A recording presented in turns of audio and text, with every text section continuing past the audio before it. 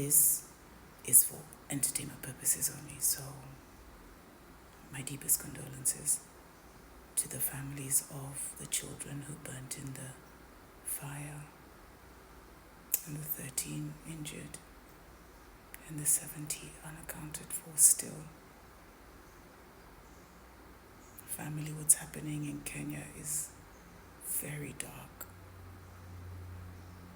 We have been sold for decades to wicked, evil principalities. Our political elite are part of an occult system. They're not Christians. They hold their pastor's number in one phone and their juju man and their fetish priest number in another phone.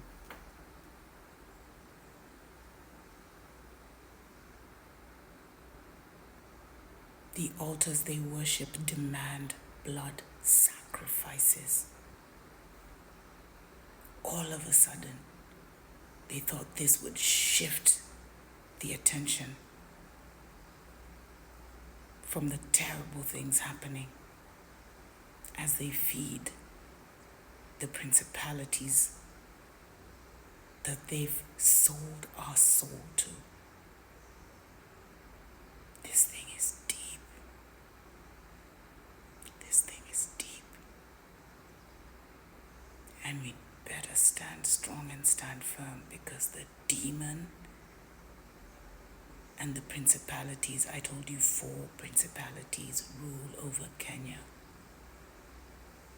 Spiritual wickedness in high places. The rulers of the darkness of this age have been worshipped here for decades. And the people have been spiritually weakened because they worship a God that doesn't look like them. Their prayers fall on deaf ears. That's why we have millions of Christians and tragedies and all kinds of things still happen. Millions of Muslims. And these devils are still able to do their rituals in our nations through accidents, through fires, through all these things. It's because the majority of the people have been spiritually stripped of their power. The spiritual generals and gatekeepers have been compromised. The rulers of Kenya have handed over the rulership to principalities and demons. I wish these were stories, Ajaba. But sometimes the truth is stranger than fiction.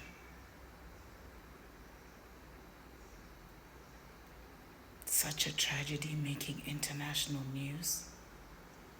Was it supposed to shift the narrative? Don't underestimate the evil and the wickedness of the devil and the demons who work for him.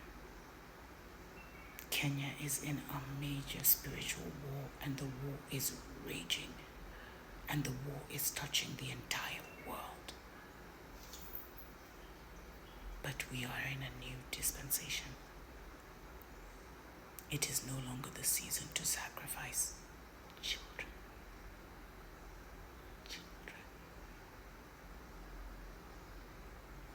And the consequences of continuing to feed the demonic altars in Kenya will soon be made manifest.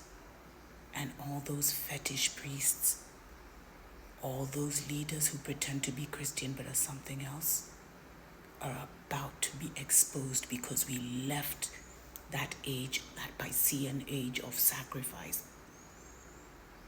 We are in the age of revelation and of truth. And it is very dangerous to pour innocent blood. That's why you're seeing so much blood has been poured in Kenya, and the situation for these guys is not getting better, it's getting worse.